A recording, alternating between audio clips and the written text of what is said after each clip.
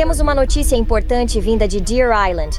Novas informações sobre os restos mortais de uma jovem encontrada lá. Na tarde do dia 25 de junho de 2015, uma bolsa apareceu na praia de Deer Island, perto do aeroporto Logan de Boston. Uma mulher descobriu os restos mortais de uma criança. O corpo havia se deteriorado tanto que era impossível identificar visualmente. A criança ficou conhecida como Baby Doe, que é uma nomenclatura usada pela polícia americana para determinar vítimas sem identificação. Você imediatamente pensa: o que aconteceu a esta garotinha? Que tipo de vida ela tinha? Ela estava doente? Alguém a machucou? E se alguém a machucou, que tipo de monstro faria isso com uma criança inocente? Os investigadores passaram meses tentando responder à pergunta que atormentava toda uma nação: quem era a Baby Doe? Nós acreditamos que a nossa melhor chance de identificar essa garotinha viria de alguém que a conheceu em vida. Esta garotinha deveria estar curtindo sua inocente infância em atividades de verão. E em poucas semanas, talvez se preparando para começar a escola. Talvez o primeiro dia de escola em sua vida. Carrie Curran, uma repórter investigativa, cobriu amplamente a história da Baby Doe para o jornal em que trabalhava na época, o Boston News Station. No final da tarde, nós recebemos algumas informações do que pareciam ser restos humanos em um saco plástico na praia de Deer Island, em Winthrop. E eu imediatamente comecei a procurar algumas de minhas fontes e, eventualmente, recebi a comovente informação de que era o corpo de uma pequena garota. Não demorou muito para que mais informações chegassem sobre este misterioso corpo encontrado na praia. Naquela noite, descobrimos que uma mulher que estava passeando com o seu cachorro em um belo dia de verão ao longo da praia fez essa horrível descoberta. Eu vi duas pernas saindo dobradas, elas simplesmente saíram assim. Eu desviei o olhar, pensando que não era real. Nós não tínhamos nenhuma ideia de quem era essa garotinha.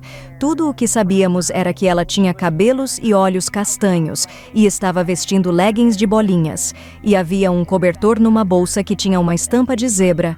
Mas o que era realmente desconcertante foi que, durante meses, ninguém se apresentou para identificar essa garotinha. Sabemos que, por qualquer motivo, você não se apresentou, mas certamente você sabe que é a coisa certa a se fazer. Examine a sua consciência, olhe dentro de seu coração e faça a coisa certa. O Centro Nacional para Crianças Desaparecidas e Exploradas apresentou uma reconstrução forense e sua foto foi espalhada por toda a mídia convencional, mídia social. Havia panfletos em todos os lugares, em Boston e outros lugares, e havia até outdoors. Então você via o rosto dessa garotinha. Nenhuma criança deveria morrer sem nome. Acho que todos nós estamos tentando encontrar algum consolo. Esta criança, você sabe, morreu sem família ou qualquer pessoa. Ela é a criança de todos nós.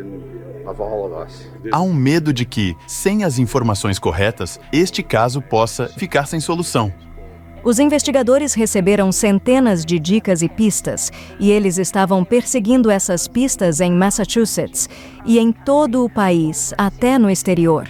Foi então que Michael Sprinsky se apresentou à polícia e disse que sabia sobre essa garotinha que foi morta. Esse foi realmente o ponto de virada. Michael Sprinsky, nativo do sul de Boston, que ainda não tinha ouvido falar da Baby Doe, se tornaria uma testemunha importante no caso. Ele apresentou algumas evidências cruciais aos investigadores, depois de conversar com a sua irmã, Laura Sprinsky. Assim que a polícia recebeu essa informação, um mandado de busca foi executado na casa de Rachelle Bond e seu namorado, Michael McCarthy, em Dorchester, Massachusetts. Rachelle Bond e Michael McCarthy conheciam os irmãos Sprinsky. Na verdade, eles eram amigos desde a infância. Michael Sprinsky disse que Rachelle tinha confidenciado a ele que McCarthy matou sua filha, e quando essa informação foi revelada ao público, o caso explodiu.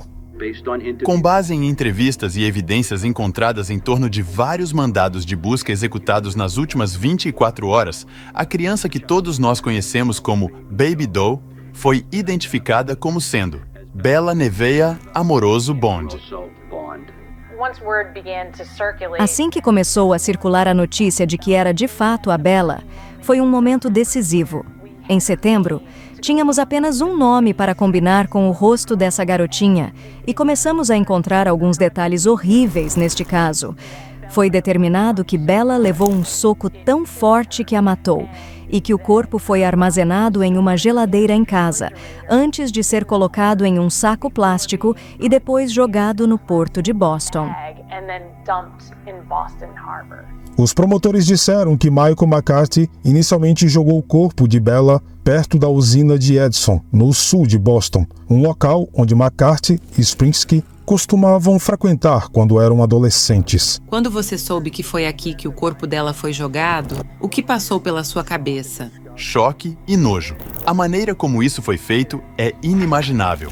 Eles merecem tudo de ruim que está acontecendo com eles. Colocá-la em uma geladeira e então jogá-la como se ela fosse lixo? Como eu não deveria estar com raiva disso? Uma vizinha lembrou-se de ter visto brinquedos sendo jogados fora e questionou Rachel sobre isso. Este caso definitivamente chocou aquele bairro. Uma homenagem está sendo feita esta noite fora do apartamento onde Bella viveu e morreu. O clima aqui na Maxwell Street é uma mistura de tristeza e descrença de que ninguém aqui percebeu que a Baby Doe era sua vizinha.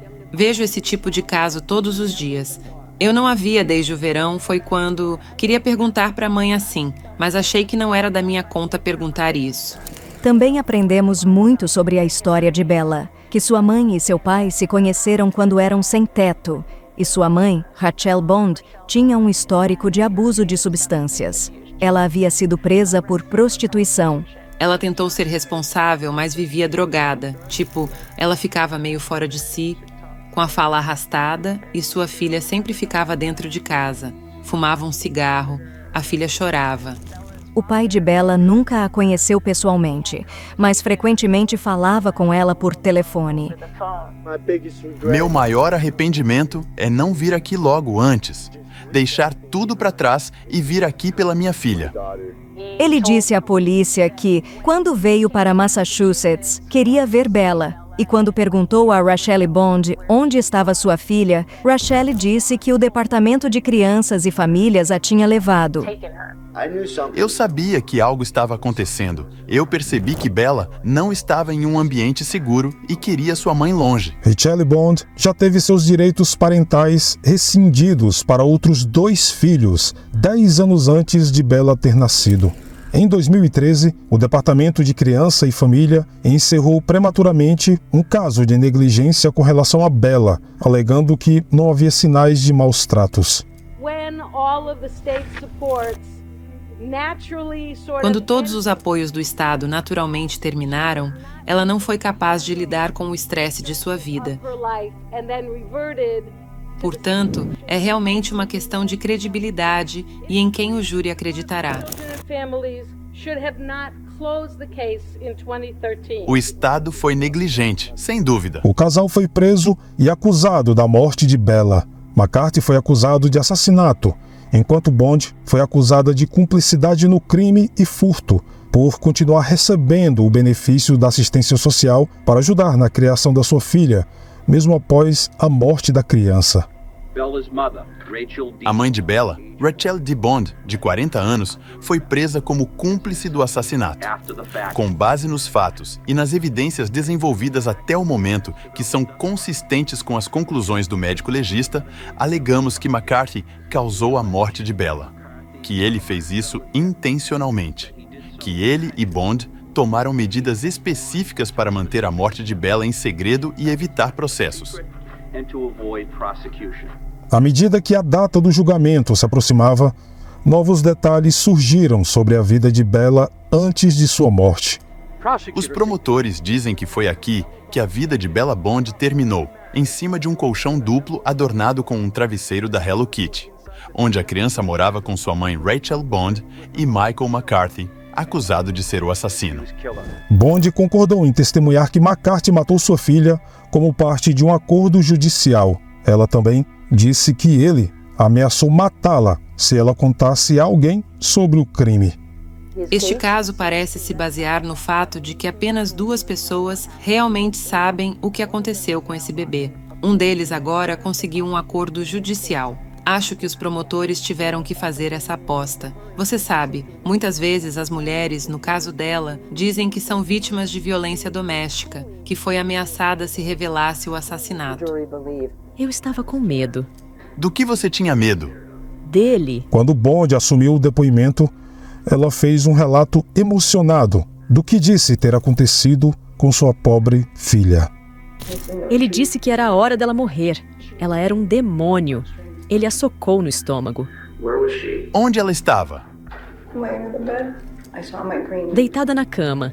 Eu a vi na minha bolsa verde. E eu podia ver a coxa dela através, tipo, com ela lá dentro.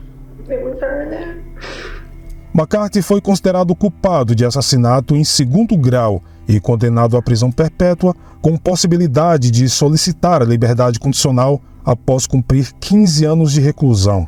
Bond foi liberada da prisão após o julgamento, recebendo apenas 2 anos em liberdade condicional. Ficou claro para nós que Rachel Bond amava a garotinha, mas ao mesmo tempo, ela também decepcionou terrivelmente aquela garotinha. Não teremos mais um homem perigoso nas ruas podendo machucar outra criança. Justiça para a Bella. Finalmente, justiça para a Bella. Um bebezinho tão lindo. Ela era bem comportada. Ela simplesmente amava a vida.